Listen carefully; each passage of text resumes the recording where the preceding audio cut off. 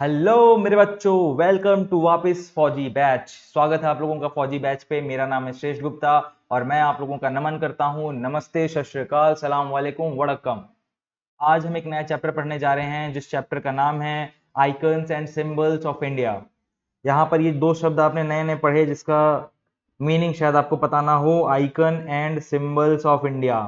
Symbols या icons क्या होते हैं मैं समझा देता हूँ। सिंबल का मतलब आप समझते ही हैं। सिंबल एक चित्र होता है, एक निशान होता है, एक चिन्ह होता है। चिन्ह चिन्ह को कहते हैं सिंबल। तो आइकन क्या होता है? आइकन भी चिन्ह ही होता है, लेकिन वो किसी चीज को रिप्रेजेंट कर रहा होता है। एग्जाम्पल के तौर पे अगर मैं लिख देता हूं यहां पर ओम, तो ओम जो है यहां पर आप देख सकते हो, ये जो ओम लिखा हुआ है, this Om is just a symbol, एक चिन्ह है ये। लेकिन इसका एक मीनिंग है। इट मीन्स सनातन धर्म, इट मीन्स हिंदू धर्म। तो ये जो ओम है, ये ओम एक आइकन हो गया। उसी तरीके से अगर मैं अभी आगे चल के आप लोगों को दिखाऊं तो यहां पर आप फोटो देख सकते हो हमारे तिरंगे की, तिरंगा झंडा। ये जो तिरंगा झंडा है, इस तिरंगे झंडे में यू हैव टू सी कि तिरंगा झंडा भी एक तरीके का चिन्ह है, एक तरीके का सिंबल है। बट वो सिंबल के साथ साथ आइकन क्यों है? क्योंकि ये तिरंगा झंडा एक पर्टिकुलर चीज को रिप्रेजेंट करता है जो कि हमारा देश है। तो जब एक चिन्ह यानी कि एक सिंबल का कोई स्पेशल मीनिंग होता है, तो उस चिन्ह को, उस सिंबल को हम लोग आइकन बोलते हैं। और आइकन जरूरी नहीं कि एक चिन्ह ही हो सकता है आइकन जो कोई इंसान भी हो सकता है। जैसे कि श्री राम, श्री राम को हम बोलते हैं वो हमारे आइकन है। किस चीज के आइकन है? श्री राम रिप्रेजेंट करते हैं मर्यादा पुरुषोत्तम को। वो रिप्रेजेंट करते हैं कि मर्यादा क्या होती है एक आदमी की। अगर आप कृष्ण की बात करें तो वो एक चिन्ह है कि किस तरीके से आपको अपने दोस्तों के साथ रहना है। जैसे सुदामा और कृष्ण की कहानी आपने सुनी थी। या किस तरीके से आपको अपनी माँ के साथ रहना है, यशोदा के साथ जो उनका रिश्ता था।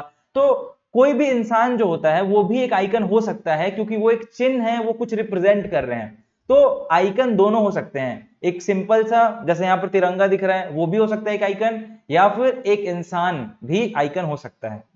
तो आइकन्स एंड सिंबल्स में हम लोग बहुत बेसिक चीजें पढ़ने जा रही हैं। ये तो थोड़ा मैंने थ्योरी व्योरी ज्ञान दे दिया आप लोगों को। अगर अगर नहीं भी समझ आता है तो कोई दिक्कत वाली बात नहीं है, क्योंकि एग्जाम में आप लोगों के ये सवाल नहीं आने वाला है कि भाई साहब आइकन या सिंबल क्या होता है। सवाल क्या आएगा? What is the what is the national sports of India, या फिर हो सकता है आ जाए what is national animal of India, what is national bird of India. इस तरीके से नेशनल शब्द के साथ जुड़े हुए कुछ कुछ शब्द आएंगे। जैसे नेशनल फ्लावर क्या है, नेशनल फ्लैग क्या है। ये सारे जो सवाल आएंगे उसके आंसर्स हमको देना है, इसलिए हम लोग ये चैप्टर पढ़ रहे हैं। तो इस चैप्टर में बहुत ज्यादा ज्ञान की बातें नहीं है, इसमें सिर्फ रटने की चीजें हैं जो मैं आपको थोड़ा थोड़ा ज्ञान के साथ बताऊंगा। बट आपकी ड्यूटी रहेगी कि इसका पीडीएफ आपको खुद से पढ़ना है, जो ऐप पे अवेलेबल है। इसी चैप्टर के फोल्डर के अंदर ही मिलेगा आपको। वीडियोस के नीचे आपको अभी वीडियो वाला जो आपने खोला होगा उसके नीचे में देखो पीडीएफ होगा। वो पीडीएफ में पूरा डिटेल्स लिखा हुआ है जो मैं अभी पढ़ा रहा हूँ। तो आप वहां पर से रिवाइज भी कर सकते हैं, मेमोराइज भी कर सकते हैं। ड्यूटी मेमोराइज करने की, क्योंकि एग्जाम में डिटेल्स नहीं पूछेगा, वो बस पूछेगा कौन सा क्या है। अभी आगे बढ़ेंगे तो चीजें क्लियर होती जाएंगी। Let's see.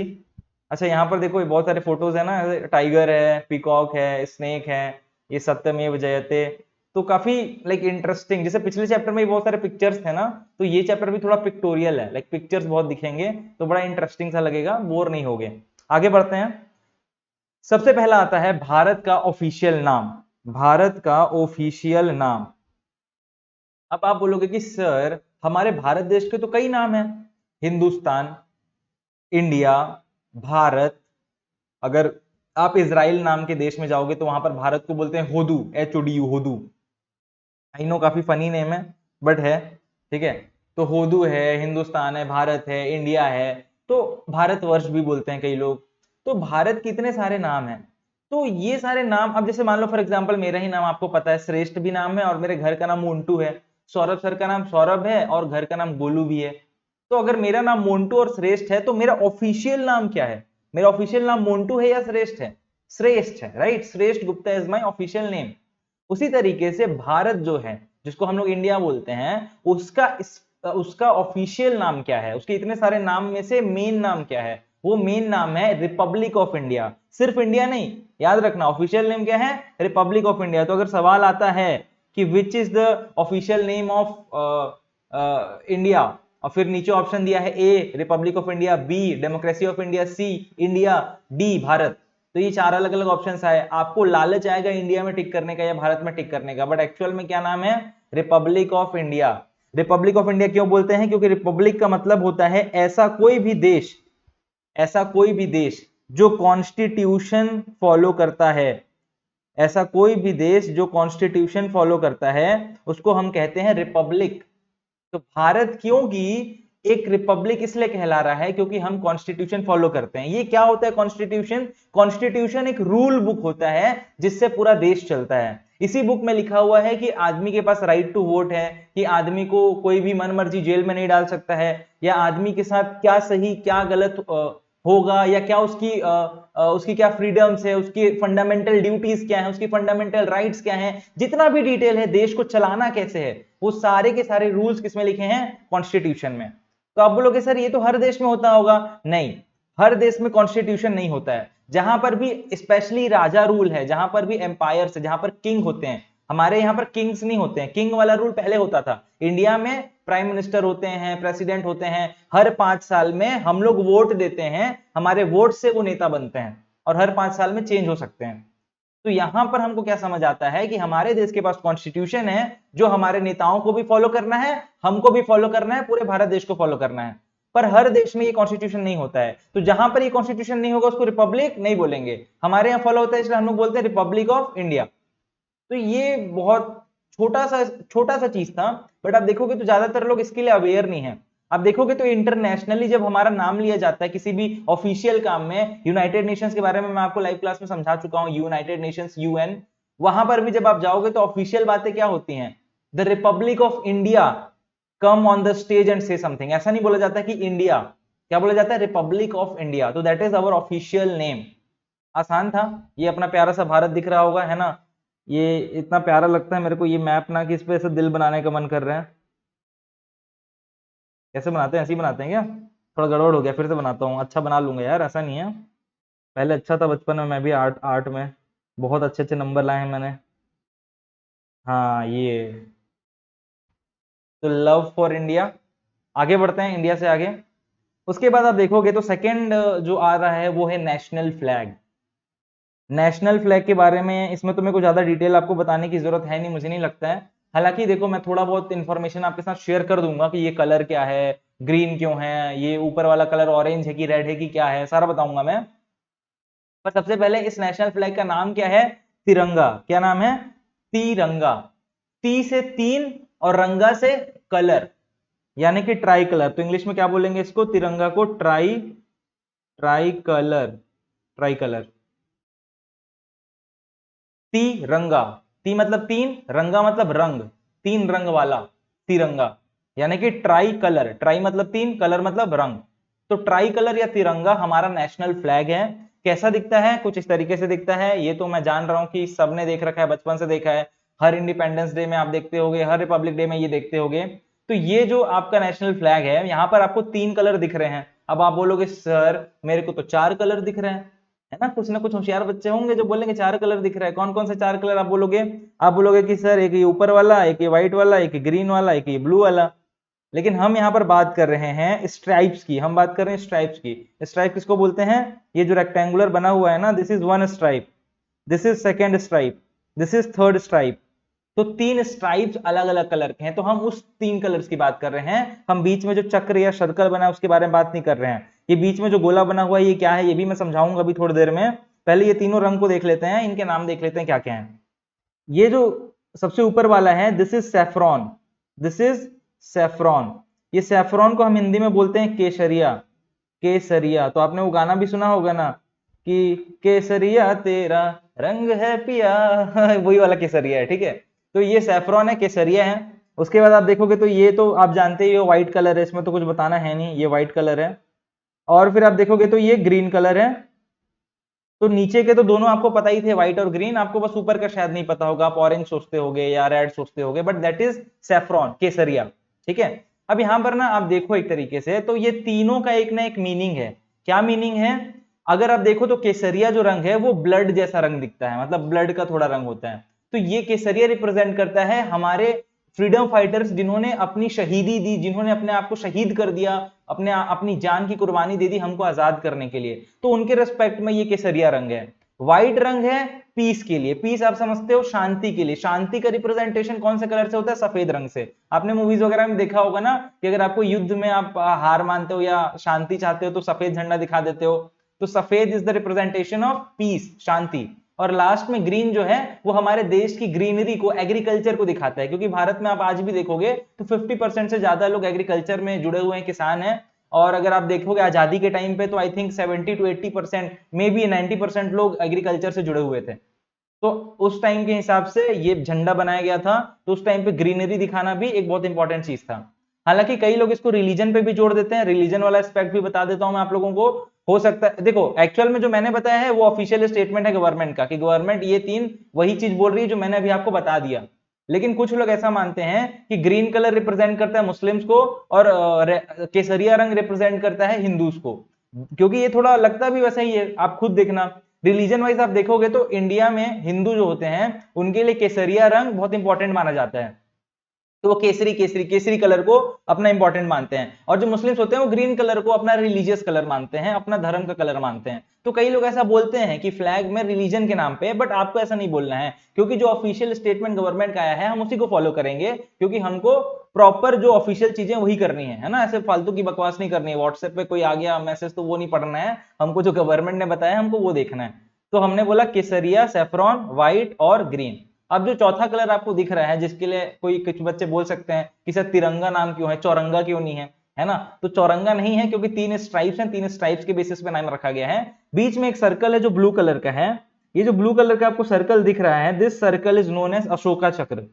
Ashok Chakra, this is known as Ashoka chakra. चक्र चक्र, ये क्या है अशोक चक्र? ये अशोक, अशोक के बारे में मैंने आपको बताया था, याद करना, ध्यान से याद करना। आपको मैंने अशोक के बारे में बताया था, अशोक जो थे वो चंद्रगुप्त मौर्य के पोते थे। किसके पोते थे? चंद्रगुप्त मौर्य के। और वो एक बहुत बड़े लीडर थे। मैंने आपको बताया था लाइव क्लासेस में, अगर आपने नहीं देखा है तो फोल्डर में लाइव क्लास की वीडियोस हैं, वो सारे वीडियोस देख लेना आप लोग एक बार, क्योंकि उसमें मैंने आप लोगों का बेस स्ट्रॉन्ग किया है। अगर यहाँ पर नहीं देख पाते हो तो आप चैनल पे जाके देख सकते हो, चैनल पे भी मैंने अवेलेबल करा रखा है। आपको बस ये देखना है कि ये जो अशोक थे ये बहुत बड़े राजा थे, क्रूअल राजा थे मैं मानता हूं स्टार्टिंग में, बट बाद में कलिंग का वॉर हुआ। कलिंग जो एरिया है वो पहले उड़ीसा का एरिया था, तो ऐसा बोल सकते हो कि कलिंग यानी कि उड़ीसा का युद्ध हुआ था।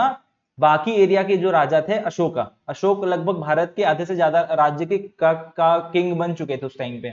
उन्होंने कलिंगा पे अटैक किया था और कलिंग में उन्होंने बहुत लोगों को, मतलब बहुत बच्चों की, औरतों की, सबकी मौत हो गई। तो उन्होंने जब देखा इतने सारे लोग मर गए हैं तो उनके अंदर एक बहुत गंदी फीलिंग है, उनको बहुत दुख हुआ कि यार मैं कर क्या रहा हूँ जिंदगी में, बस जमीन छीने पड़ा हूँ, जमीन छीने पड़ा हूँ।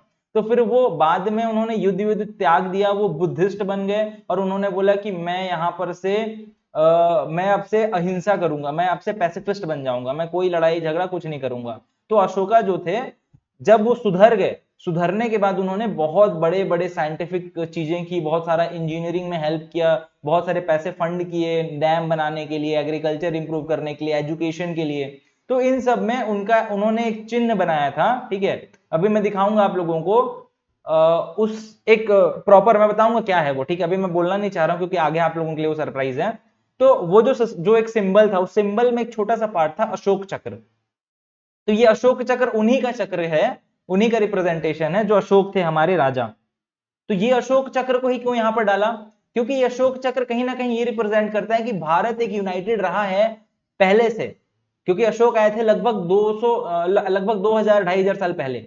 तो 2000 साल पहले से हमारा भारत एक यूनाइटेड भारत रहा है, इसको रिप्रेजेंट करने के लिए अशोक का ये चक्र डाला गया है कि भैया हम अलग नहीं हैं। अलग अलग स्टेट्स जो हैं भले अलग अलग लैंग्वेज बोलते हैं, कोई तेलुगु बोलता है, कोई हिंदी बोलता है, कोई तमिल बोलता है, लेकिन we all have always been the one country Ashoka के टाइम से। तो इस वजह से ये डाला गया है। इसमें आप देखोगे तो तिलियां दिख रही होंगी, ये जो चक्र है इसमें 1 2 3 ऐसे लाइंस बनी है ना। ये लाइंस जो बनी हुई है टोटल कितनी है? 24 है। कितनी टोटल? 24, जो 24 आवर्स को रिप्रेजेंट करती हैं, ऐसा बोला जाता है। आई एम नॉट श्योर कि उस टाइम पे उतना ज्यादा डेवलपमेंट हुआ था कि नहीं, कि 24 आवर्स डिसाइड कर पाए होंगे। मे भी कर लिया होगा, तो उस वजह से ये बना दिया है। किस रीजन से इसमें 24 तिलियां हैं, डंडियां हैं, मेरे को नहीं पता। बस इस चक्र में आप देखोगे तो 24 लाइंस बनी हुई हैं। दिस चक्र इज नोन एज अशोका चक्र। तो यहां पर हमारा नेशनल फ्लैग कंप्लीट हो जाता है। आगे अगर हम बढ़े तो हमको दिखता है एक नया, जो मैं आपको अभी बताना चाह रहा था, जो मैं कह रहा था आपके लिए सरप्राइज है। देखो ये है नेशनल एम्बलम। क्या है ये? National emblem. नेशनल एम्बलम जो है भारत का, वो है लायन कैपिटल ऑफ अशोक। तो मैं बार बार बोल रहा था ना कि ये कुछ है जिसमें से चक्र निकाला है, ये वही कुछ है, the lion capital of Ashoka. यहां पर चित्र देखो, इसमें आप देख सकते हो टोटल कितने शेर हैं? 4 हैं। आप सर 3 दिख रहे हैं, 4 कैसे सर? आप कुछ भी बोलते हो। तिरंगा वाले में सर 4 कलर दिख रहे थे, आप 3 बोल रहे थे। इसमें 3 शेर दिख रहे हैं, आप 4 बोल रहे हो। आप क्या कर रहे हो बेटा? यहाँ पर एक्चुअल में ना 4 शेर हैं। कैसे हैं? एक तो ये बीच वाला, ये इधर वाला, ये इधर वाला, 3 शेर हो गए। और इसके पीछे भी एक शेर है, यहां पर पीछे साइड। खुद सोचो ना, अगर ये एक है, ये 2 हो गया इस साइड, ये हो गया 3, पीछे साइड भी एक मुंह है। लेकिन क्या फोटो में पीछे साइड वाला दिखेगा क्या? मेरे बैक का, मेरे पीछे अगर कोई दूसरा सिर होगा तो आपको दिखेगा क्या? नहीं होगा ना। मेरे फ्रंट का दिख रहा है फोटो में। तो एक्चुअल में 4 है, हमको दिख फोटो में सिर्फ 3 रहे हैं, क्योंकि चारों तरफ एक एक शेर है। इस डायरेक्शन में, इस डायरेक्शन में, इस डायरेक्शन में, इस डायरेक्शन में, चारों डायरेक्शन में एक एक शेर बना दिया है, 4 शेर है। और नीचे आप देखोगे तो यहां पर ये अशोक चक्र, यही वो चक्र है जिसको हमने अपने तिरंगा झंडा में डाला है। तो आप देख सकते हो अशोक चक्र, अशोक चक्र, अशोक चक्र।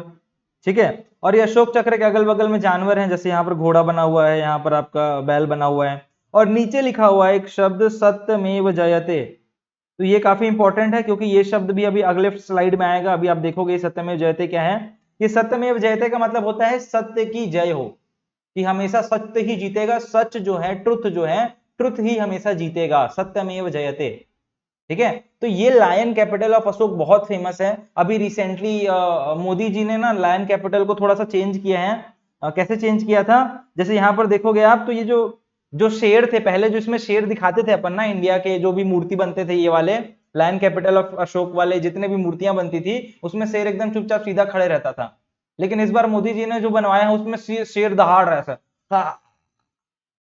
तो वो थोड़ा काफी मतलब इंटरेस्टिंग था, क्योंकि कई सारे नेता जो अपोजिट पार्टी के हैं, वो बोल रहे थे कि आप तो मतलब हमारे देश को, हमारा देश शांति प्रिय है, हमारा शेर भी शांत रहता है, आप ऐसा दहाड़ने वाला क्यों बनाए हैं, क्या हम लड़ने जा रहे हैं, ऐसा करके बोल रहे थे। बट मेरे को तो बड़ा अच्छा लगा भैया मोदी जी ने ये जो किया।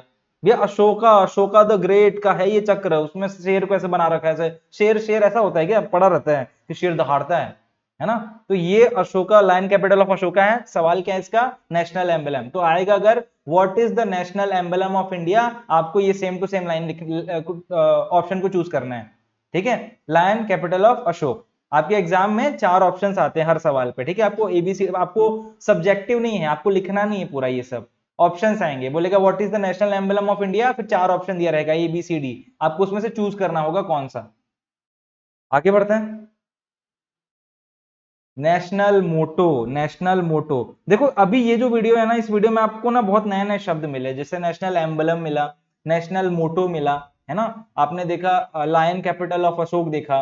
तो ये सब थोड़े टफ लगे तो डरने की जरूरत नहीं है, क्योंकि स्टार्टिंग वाले वीडियो में, यानी कि इस वीडियो में मैं आपको थोड़ा टफ दे रहा हूँ। इसके जो नेक्स्ट वीडियोज हैं वो बहुत आसान है। जैसे कि नेशनल बर्ड कौन है, नेशनल एनिमल कौन है, नेशनल फ्लावर कौन है, क्या है, नेशनल स्पोर्ट्स क्या है, क्या कोई नेशनल लैंग्वेज है, इस टाइप के जो भी सवाल हैं वो आगे हैं, तो वो आसान आसान से हैं। अभी टफ वाला बस यही आपको लग रहा होगा, थोड़ा नया सा लग रहा होगा।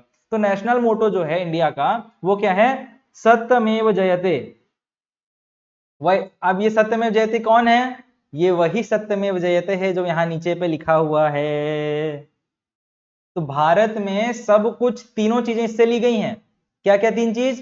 पहला तो ये खुद नेशनल एम्बलम, दूसरा इसके बीच का चक्र तिरंगा के लिए ले लिया, और ये क्या नेक्स्ट क्या लिया? सत्यमेव जयते। तो हमने 3 सिंबल्स इसी में से देखे, एक ये खुद, एक इसका चक्र, और एक इसका सत्यमेव जयते। तो आप देखोगे तो ये बहुत इंपॉर्टेंट है। ये जो फिगर आपको फोटो दिख रहा है, this is very important, as Indians we have to memorise this. आपके ना उसमें भी ये फोटो रहता है, सिक्का। आप कॉइन लेके आना, कोई सा भी कॉइन के पीछे साइड देखना, यही तो रहता है नेशनल एम्बलम। ठीक है। लायन कैपिटल ऑफ इंडिया, शेर की ये फोटो रहती है ऐसी 3 ठो, और नीचे सत्यमेव जयते लिखा होता है। तो ये सत्यमेव जयते क्या है? हमारा नेशनल मोटो है, यानी कि ये हमारे देश को एक तरीके का रिप्रेजेंटेशन दे रहा है कि भैया हम इस चीज को मानते हैं कि हमेशा ट्रुथ की ही जीत होगी, हमेशा सच्चाई की जीत होगी, सत्य ही हमेशा प्रिवेल करेगा। तो सत्यमेव जयते, ये सत्यमेव जयते एक टीवी शो आता था, उसी टीवी शो का मैंने ये क्लिप काटा है, ठीक है। तो ये जो फोटो आपको दिख रहा है वहीं से उठाया है मैंने, सत्यमेव, उसका गाना भी था उस टीवी शो का, सत्यमेव सत्यमेव सत्यमेव जयते, ठीक है। तो देख लेना एक बार अगर मन करे तो। बट ये समझ आ गया आई थिंक कि नेशनल मोटो क्या है, सत्यमेव जयते हैं।